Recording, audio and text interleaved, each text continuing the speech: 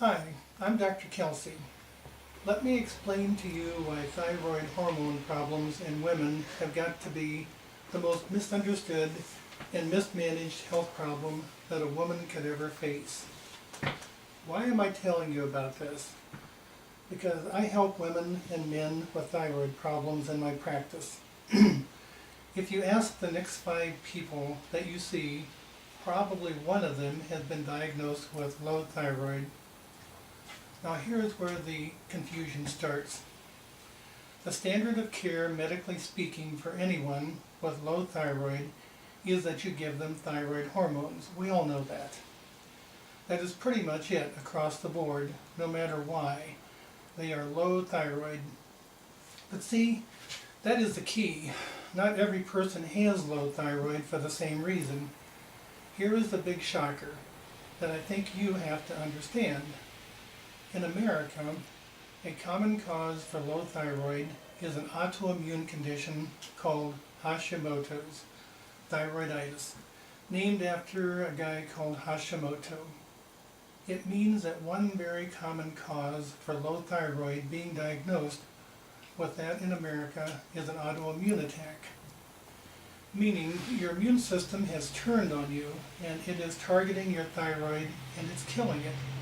That is very likely what is causing you to be low thyroid. But in fact, the standard of care for that are thyroid hormones. But I think you probably understand now that is not a thyroid hormone problem. That is not the battle. The battle is an immune system battle. Here are some examples of some other autoimmune conditions: MS, lupus, rheumatoid arthritis. You have heard of these things. Well, what I'm telling you, and I hope this is sinking in, is often the cause of low thyroid in America is an autoimmune process just like those where the immune system is attacking the body, and giving thyroid hormones isn't going to help. It isn't going to do a thing.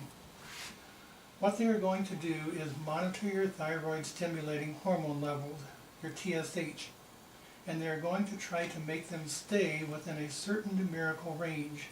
But your TSH is going to fluctuate all over the place, and it is not really going to solve the problem. The problem is your immune system.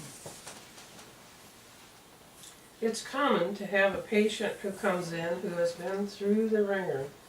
I mean, a lot of stuff has gone wrong with them.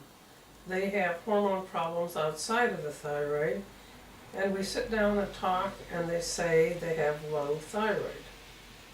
And I say, well, you know, often that's an immune syndrome called Hashimoto's thyroiditis. You may have an autoimmune condition. Now we have to work on squashing that, because unfortunately when you have this autoimmune thing kick off and attack your thyroid, you can't stop it, meaning you can't cure it. It's a genetic condition. Genes have turned on and are making this thing happen, and unfortunately you can't stop it.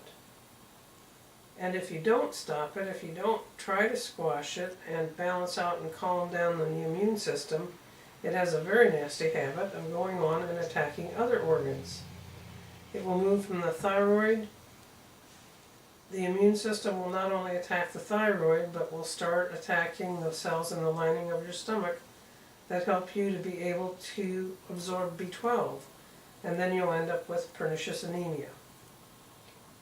Then it will move on and attack your pancreas and make you diabetic. Then it will go on and target and attack your brain, the part of your brain called the cerebellum. You will end up with dizziness, vertigo, and balance problems. And they're flabbergasted. It makes perfect sense to them that this is an immune system problem. Why am I not being treated for that? I say, it's real simple. They don't know how. They don't know what to do. And working with someone that has Hashimoto's is real simple. You have got to find out how their immune system is shifting. The immune system has 2 divisions. It's got Th1 and Th2, we have to find out which one of those has become abnormally dominant and why. Is it because of an antigen, meaning something that the immune system has been trying to kill for so long that it's increased its immune attack on this antigen, and then it tipped the scales and now we have an autoimmune condition? Antigens include food proteins like gluten and casein, viruses, bacteria, even chemicals and metals. Or has the immune system become imbalanced because of dysregulation? Hormonal surges can do this, stress can do this, blood sugar problems and inflammation can do this. That's how you manage and figure out with a Hashimoto's patient how you can help him or her. Because giving him or her thyroid hormones is not going to do anything for this problem. It's not going to stop that. It's not going to halt that horrible progression I told you about from thyroid to pancreas.